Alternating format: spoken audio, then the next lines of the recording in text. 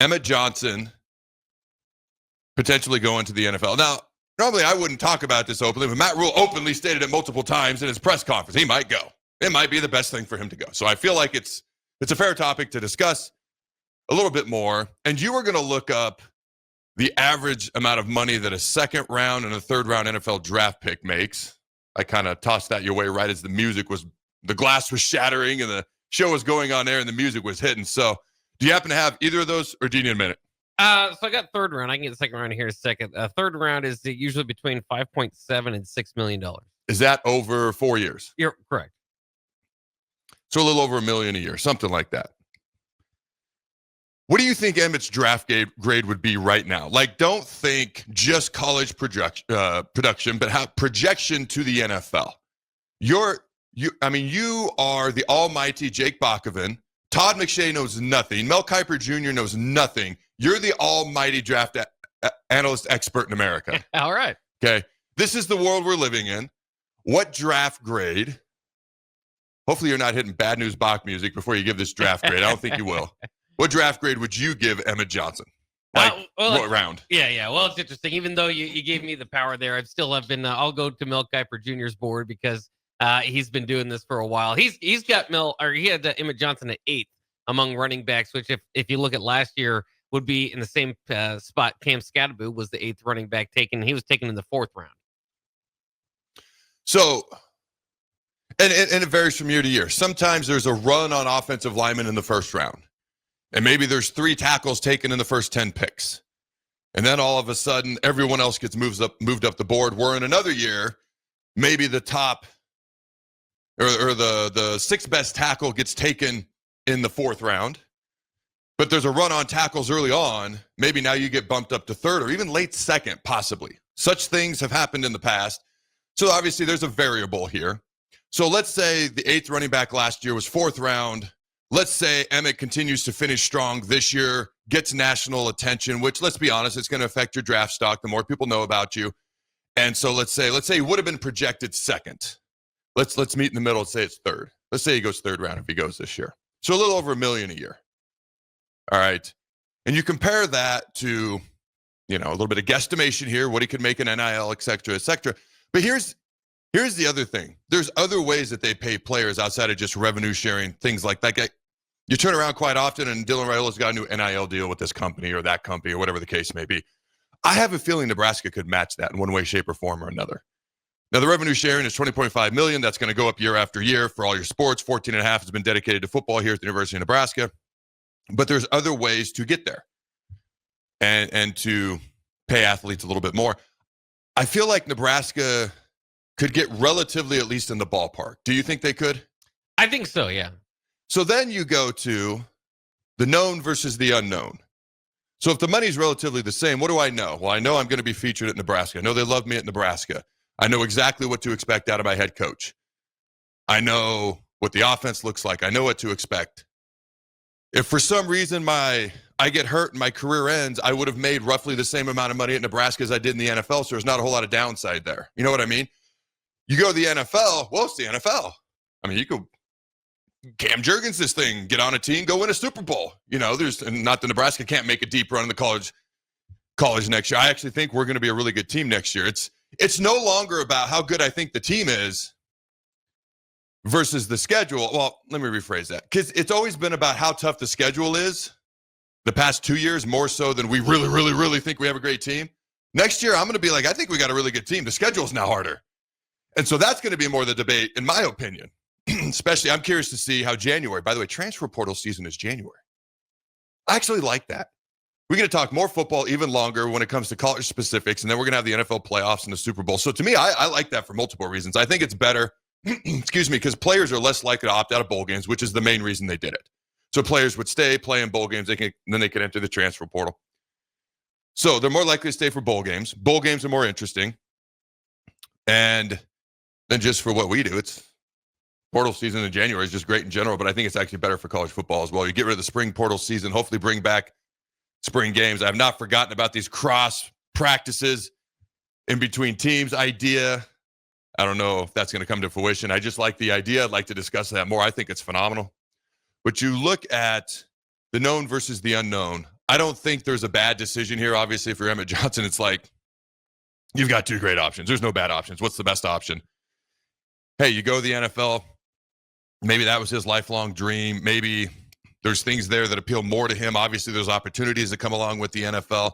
You could argue you start in the NFL, although he's starting to get national attention.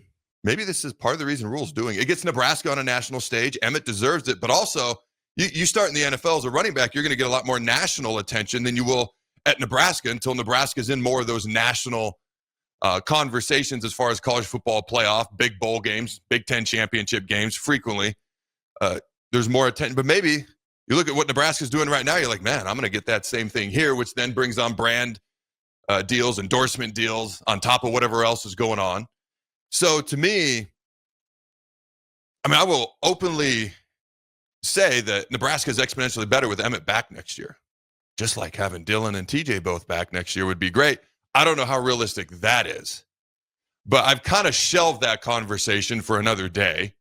I want to see how TJ plays against Penn State, which is going to be a stiffer test than UCLA, and then a great test versus Iowa, because that's a really good defense.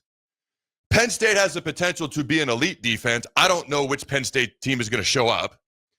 Happy Valley is going to be a more difficult road game than Lincoln away, which is basically what Pasadena turned into, which was awesome by the fans. Lincoln away, you like that? I just made that up. Lincoln away. So it's kind of like a nice little progression. UCLA. By the way, for those who are like, oh, it's UCLA, they suck. Well, we were a road underdog with a true freshman quarterback making his first start ever. Don't take wins in the Big Ten for granted. Then you go to Penn State. By the way, if we beat them, you know what people are going to say? Oh, they're 3-7. They threw in the towel. Like, it's okay to be happy. It's okay to enjoy Nebraska football. I'm just saying it's okay. I've said that before. It's okay to repeat that. But let's see how things play out versus Penn State and then Iowa. And then a bowl game. You know, we do well these last two games. I'm starting to hear things maybe about the ReliaQuest Bowl, possibly, the old Outback Bowl. I mean, you're going to play a good SEC team. TJ Lateef will have plenty of time to learn, grow, improve. The coaching staff to learn more about him, grow with him, help him improve, help him develop, also develop the offense around him as these weeks go along. So I've kind of shelved the TJ Lateef versus Dylan Raiola conversation until I see how these weeks unfold and see what happens. Because it's a rabbit hole that you can go down. I don't mean rabbit hole like a negative context. I just mean like rabbit holes never frickin' end. And this is a conversation that could legit be for a 4-hour show. You know, because you have, oh, maybe TJ's a better fit for the offense. Or, you know, if they had done certain things with Dylan that they did with TJ, maybe it would have been better. Or maybe some people are tired of some of the antics that they see. And we covered that in the offseason. I said, if you win, if you play well, what people will say is, what a strong leader. Look at him out front. Look at him galvanizing the fan base. Look at him doing this. If you don't, they're going to say X, Y, and Z in the opposite direction. It all depends on whether you win or lose. Perception changes based on W's and L's. And narrative can, like, two people can see the same exact thing. And depending on what narrative they want to drive, they can use completely different words and say completely different things. And the person hearing it who wasn't there, that didn't see whatever they were talking about, could get two completely different images in their head based on how it's framed. Well, a college football fan is going to frame it based on, did we win, did we lose? Just naturally. Now, there's some outliers, maybe some people with ulterior motives or whatever the case may be, but as a general whole, it's based on wins and losses. So I've kind of shelved that conversation just a little bit. Do you have anything quick before we go back to Emmett and then some things I've got here? And then we haven't even touched a clip yet. Is there any hope we're going to get through all of them? Any hope? I don't think there's any hope. There's hope. No. I'm determined. But go ahead. No, I mean, I agree with you. I think, and mostly, I mean, it's obviously an easy conversation what Husker fans in general are going to have and kind of project moving forward. But yeah, a lot matters in all these conversations. Emmett returning, quarterback situation, bowl game, expectations for next year. These last 2 weeks will have a big, determination of how all that goes. So, you know, it's one of those things. You're seeing Missouri's Eli Drinkowitz kind of talk about this as, you know, everything doesn't have to be so college football playoff based. There's so much left to be determined with this Nebraska football season with just 2 weeks left. And it doesn't have anything to do with the college football playoff.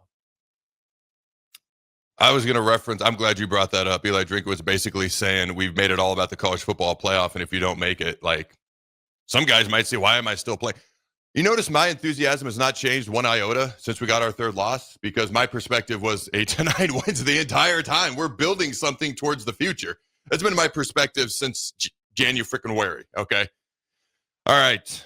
I thought this was interesting. Ashton Genty was asked by a Raiders reporter earlier this week who he believes deserves to win the Heisman, and I quote, he said Jeremiah Love is the best player in college football. I hope the voters don't make the same mistake twice in a row, end quote. If you look at the Heisman watch list, right, you got in order as they're listed: Fernando Mendoza, Ty Simpson, Haynes King, Julian Sain, Marcel Reed, Jacob Rodriguez. We got a defensive player in there. That's a linebacker, ladies and gentlemen. Jeremiah Love at 7, Emmett Johnson at 8. Okay, Jeremiah Love's a stud. Emmett's stats are better across the board. Now, Jeremiah is a stud, to be clear. These might be your two All-Americans we're talking about here on the final first-team All-American, second-team All-American teams. But that's a team in the national spotlight, college football playoff picture, and another team not as much scenario, in my opinion. All right, rounded out here, Diego Pavia, Vanderbilt. Wow. Joe Fagnand, UConn's quarterback. Yeah. I knew UConn was doing decent. I have not watched a single snap, so I can't pretend to know why they're doing decent, but wow, I did not realize. Well, I can tell you part of his stats right now, just touchdown interception ratio, 25 to none. Okay. So that's why they're doing pretty well. He should definitely be in the top 10. Oh, wow. I got to go watch UConn. Not just basketball anymore. Okay. All right, let's see what else we got here. TJ Lateef was the highest rated freshman in the country with a grade of 85 last week. You probably saw that one there, Jake. So a fan tweeted this to me. I don't know. I don't even know if I want to read it. Basically, they're comparing QBRs, TJ's QBR at UCLA versus Dylan's, and there's a vast difference, and it's in favor of one quarterback over another. Again, I'm going to wait and see how things play out week over week over week. LSU trying not to pay Brian Kelly. Quick thoughts on that? 54 mil? I don't think so. We didn't fire you. You just didn't show up for work. There's like a 48-page legal jargon that goes way more into depth than that. But that's how it came across to me. What's your legal expertise or thoughts on this? I don't have too much legally, but I do know it is interesting how it's kind of shifting the dynamic for what people find a desirable job down there at LSU. I mean, before Coach Kelly, the last 3 coaches won national championships there. And so it's, I always consider that to be maybe the top, or if not, right up there as a top college football job. But there's a lot of politics getting involved. Now you got an argument about what you owe your former coach when you sign those contracts. It's looking less desirable here in this opening than maybe it has in quite some time. And now you hear Marcus Freeman's name. I'm like, really? Really? Remember the last Notre Dame coach who left Notre Dame and went to LSU? You think he wants to repeat that? And now you're trying not to pay the previous guy? I genuinely think Marcus should stay. Like, sometimes staying where you're appreciated has almost an immeasurable value, rather than chasing the almighty dollar, and then you're just miserable because of some of the things that come along with that. I know everybody's perspective on that will be different. I have all these different okay, so top 5 highest graded quarterbacks in Power 4 last week. 8th in Cali McManus. Man, I'm so proud I know how to say that name. That took a long time to learn 2 years ago. The former Minnesota quarterback, now at Rutgers, number 1. Diego Pavia, Julian Sain. All right, then you got Notre Dame, Fernando Mendoza, Cade Klubnik, and you got TJ Lateef, number 7 overall in the entire country. So coming back, one more random thought. You know that Oregon, highest ranked opponents each team has beat each team in the top 10 has beat this year. So every team in the top 10 has beat a ranked team except Oregon has beat 0 currently ranked teams. And you're like, what? Well, Penn State, they were highly ranked. Now where are they at? Iowa was ranked when they beat them. Now where are they at? So it comes back to the conversation of, do you count what the team was ranked when they played them or what they are at the end of the year? Because that's a drastic difference in strength of schedule for Oregon right there. Because that was pointed out to me by someone. So it depends on how you look at that. I just thought that was an interesting point. Putting my final thoughts on Emmett, then we're going to start to roll through the clips. When it comes to Emmett, one of my favorite things about him, I'm just going to be honest, I can relate on some things. He was overlooked, and I'm not Emmett Johnson, but when you find people you relate to, you look for similarities. I incredibly felt overlooked when I first got here. He's been disrespected at times, not maybe verbally or outwardly, But when you can't get on the field at all, and you were the starting running back for the last 6 games of your freshman season, and you can't hardly get on the field at all, there's a level of disrespect to that. It felt the same way. And then all of a sudden you start to emerge, and then people start to recognize because your play is undeniable. And then you go along with the fact that a lot of times there's good players who are just normal people. You know, not great, not bad, just typical people. Sometimes there's great players who aren't great people. And you're like, yeah, he's a great player. Well, what do you think of him as a human being? Well, it's cold outside today, you know, and you kind of just change the topic. Emmett is one of the legit nicest dudes, just a legit good human being. And I will never not root for Emmett Johnson. That's one of my favorite things about all of this. Like, doesn't seek attention, doesn't look for anything, just grinds, hard work. He was barely talked about all off season because it was like, who's the 2 through 4? Oh, yeah, Emmett Johnson's the starter. Maybe we should talk about that guy, including you and me. I'm calling us out on that. We didn't do that enough. Although, I want less controversy on the rest of the running back room next offseason. I want more certainty. I'm just going to throw that out there, too. How much time did we spend for that? And the answer ended up being nobody. Like, we spent a whole time trying to figure out who running back number 2 was, and there isn't one. Well, it's Isaiah Mosey. There's technically one, right? But he gets 1 carry a game. Well, he was a guy who wasn't even a running back for a large part of the offseason.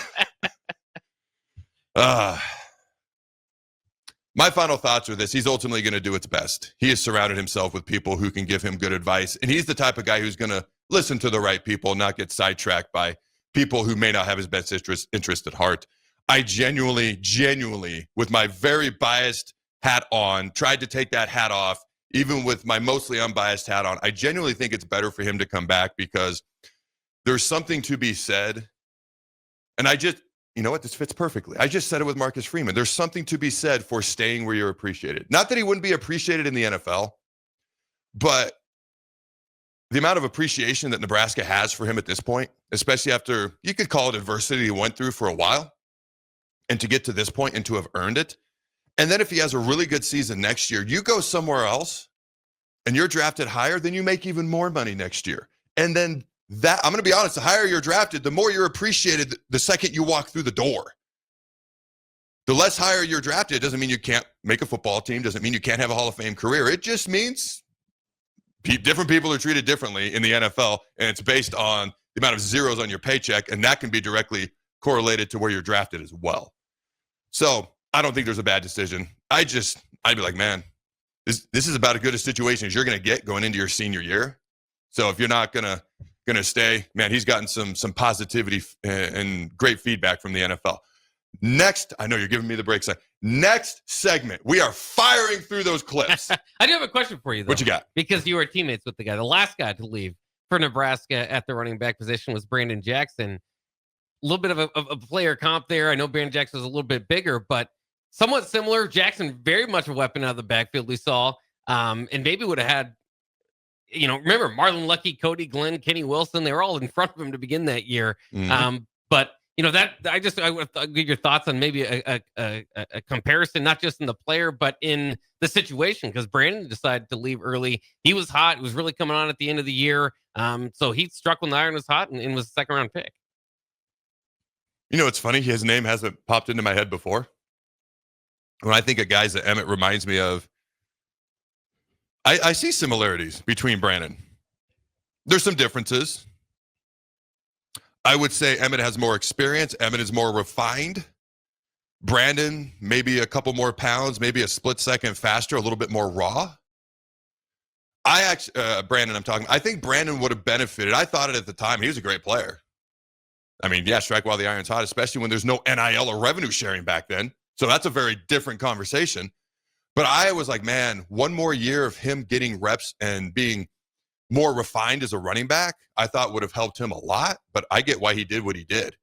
So that's actually a great their personalities aren't all that different. Kind of quiet, soft-spoken, but very kind of got that sly smile and that inner confidence, kind of that underneath personality that you just can't help but like a little bit. So that's actually an interesting comparison that I had not thought of right there.